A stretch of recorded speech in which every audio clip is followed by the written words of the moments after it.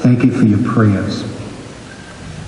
Mario read to us tonight a wonderful reading that every time I hear it, it reminds me of our stewardship and our care for one another. It's the wonderful story of Moses, who is interceding in prayer for the people. And he's been told by God that if he holds up his staff, Aaron will be able to destroy the enemies that's been attacking them and hounding them and causing them destruction. Well, as long as he's got the staff up, they're winning the battle. But Moses is now an old man, and he's having trouble holding up the staff. And so what they do is move a rock over to him on the top of the mountain so that he can sit down and be more comfortable in holding up the staff. So he's holding up the staff and continues to do that, but his hands are getting tired. So while he's sitting on the rock, two men, Aaron, his cousin, and Hur, as in Ben-Hur, get on either side of the rock and they kneel down next to him and they hold up the staff. Hold up his left hand and the other hold up his right hand. And that's what our sharing of our time, talent, and treasure as a community is about.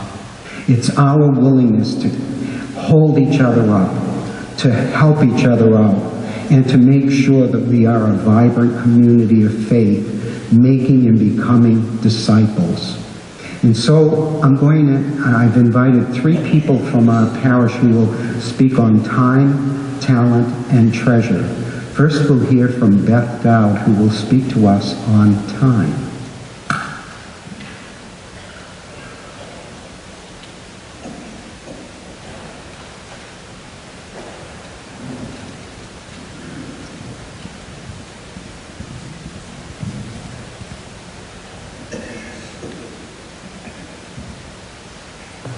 Good evening. So yes, I'm nervous. I do speak. I speak nationally in my field, and that's never nerve-wracking because I'm an expert and I know what I'm doing. But up here, I'm talking about my personal experience of faith, and it's with my faith family. It's a little scary. And the nervousness, in all honesty, comes from the fact that I am probably not the most qualified person to talk about stewardship of time. And as I look around, I see a lot of very familiar faces, and I know that I see you guys everywhere that I am, so I know you're as busy as I am. I know that you've got kids to shuffle around, you've got full-time careers, you've got extracurricular activities, you might be going to school, you might have more than one job. It's very, very busy.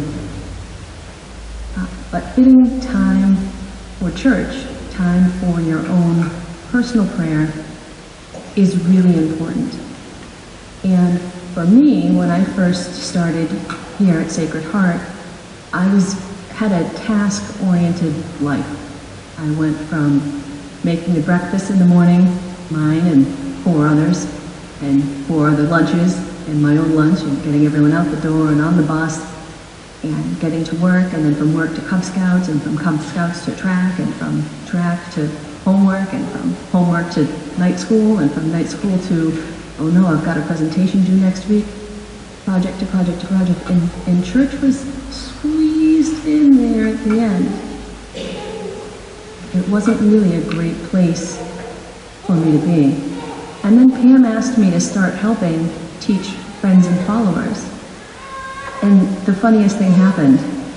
I had a group of kindergartners and first graders, and all of the lessons were about faith. What faith is, where faith comes from, and how it fits into your life. And if you've ever had a conversation with someone who's young about faith, you realize that they know more about it than you do. And very quickly, you become the student and they become the teacher, although you might be holding the book in your hand.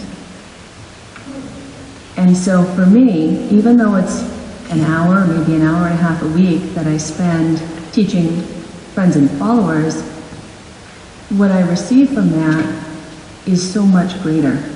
It's foundational to my life, and it guides me on a daily basis. I had 2 weeks ago, last week we didn't have class because of the holiday weekend, but the week prior, I had one of the girls in the class, now they're in kindergarten and first grade, say to me, well, we don't have to use that prayer, we can just talk, you know. Because if we listen, we might hear what we want. It's really a strong statement, especially coming from someone who's 6. So, what I have to say about time is making sure that you're able in your life to invest in yourself and in your faith and in your family so that you can have a more centered, more grounded life. And that investment of an hour and a half might really turn into something that guides your daily practice a lot better. And so rather than say, gosh, you know, could you find some time to help us out here at church? I'm going to say thank you for having a community where I'm able to invest my time.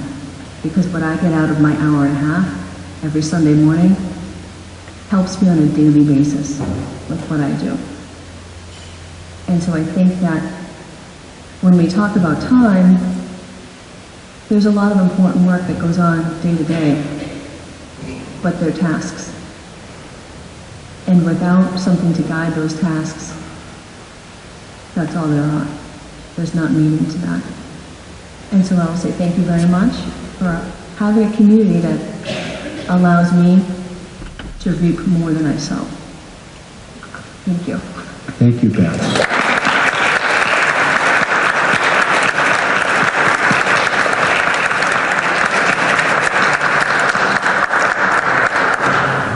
Joe Knowlton, come on down.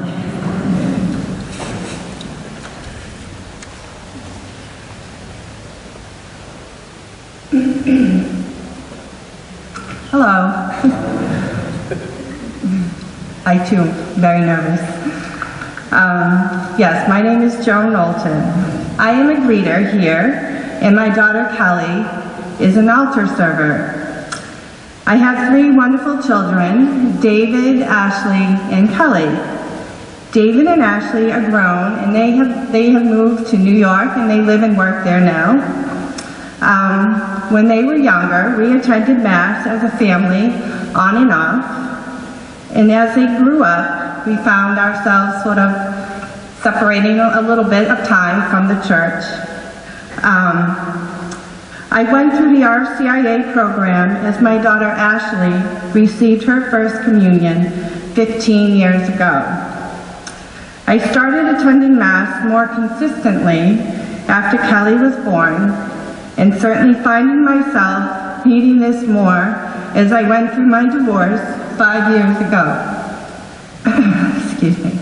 After Kelly made her first Eucharist, she volunteered to be an altar server, completing the commitment card together. She has been serving now for the last 4 years. I am always very proud of Kelly for this service and commitment, knowing at times it was a difficult choice if she needed to decide between an activity with friends and honoring her commitment to serve at Mass. She generally did choose to serve at Mass, so I was very proud of her for that. 2 years ago, while we were completing the commitment card and checking the box for Kelly to be an altar server, I felt it was time for me to make more of a commitment. I chose to be a greeter. I knew that with the ministry that I could do myself. I work in the community as an occupational therapist for the visiting nurses. I have been doing this for the last 11 plus years. Each and every day, I greet my patients in their own home with a warm and welcoming smile or an embrace to comfort them. I look at greeting here much the same way. This is your home, And a warm welcome as you enter the church is an important way to start your weekend experience here at Sacred Heart. I find myself checking in with Claire each Saturday to see if she needs any help, even if I am not signed up. At times, I am asked to fill in as an usher or help to bring down the gifts. Greeting is a nice way to participate at Mass. It has given me the opportunity to get to know many of you and to assist you if you need help finding something or an answer to a question. At times, I have been able to help you in the community as an occupational therapist or even in the grocery store, running to get a green pepper for a fellow parishioner because she felt comfortable asking a familiar face for help. So please consider volunteering your time or your talent and complete your commitment card. Greeting is an important aspect of your weekend experience here at Sacred Heart. Thank you.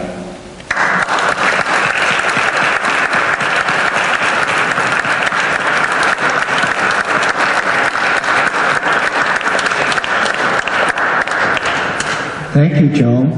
And now we'll hear from Rob Callahan.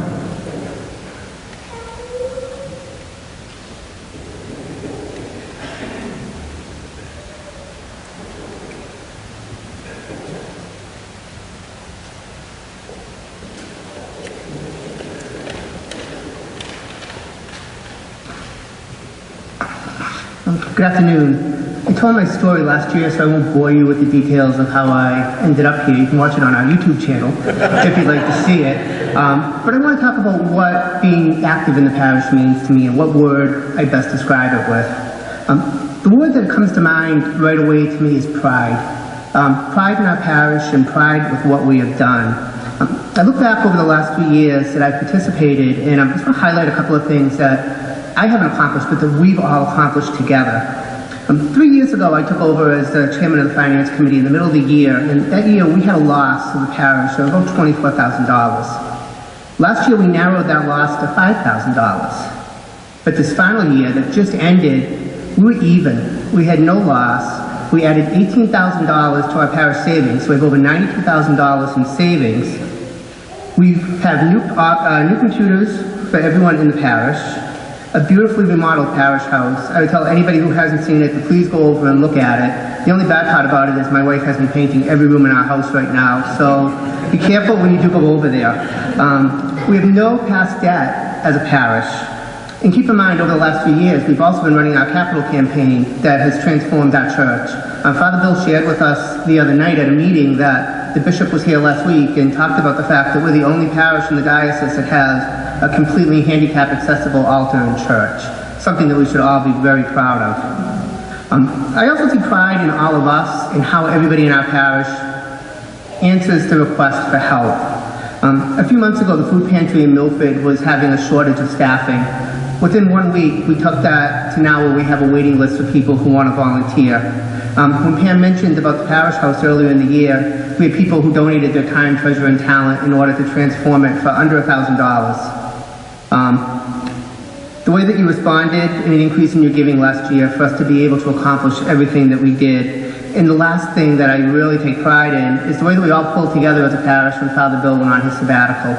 He needed that to come back refreshed, and as a parish, we kept the parish going. We welcomed Monsignor Doran, we celebrated his 50th anniversary, and really made a seamless transition, and that's because of all the pride that we all have within the parish. Now the tough part, I have to ask for money. For the upcoming year, we are asking for an increase of 15%, but I want to tell you a little bit about why we are asking for that.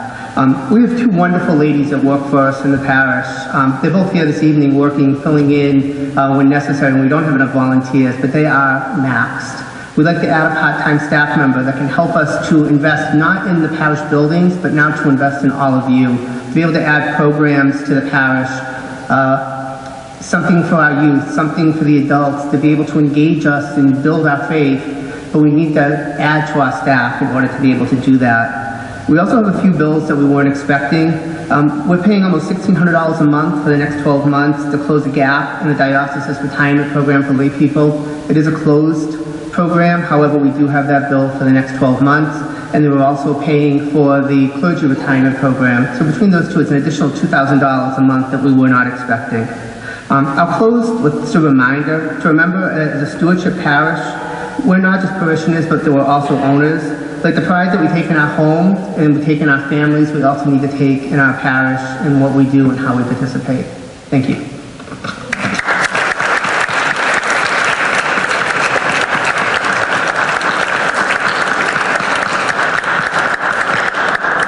Thank you, Bob.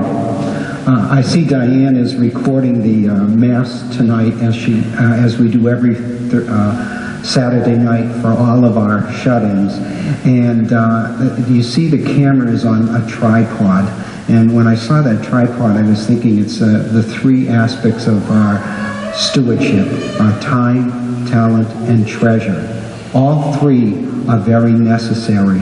And so I ask you to prayerfully consider the commitment cards that you all received as a household and sit down together like Joan has done with her family and decide which ways that you can share your time, talent, and treasure with our parish so that we're supporting one another and holding each other up. Amen.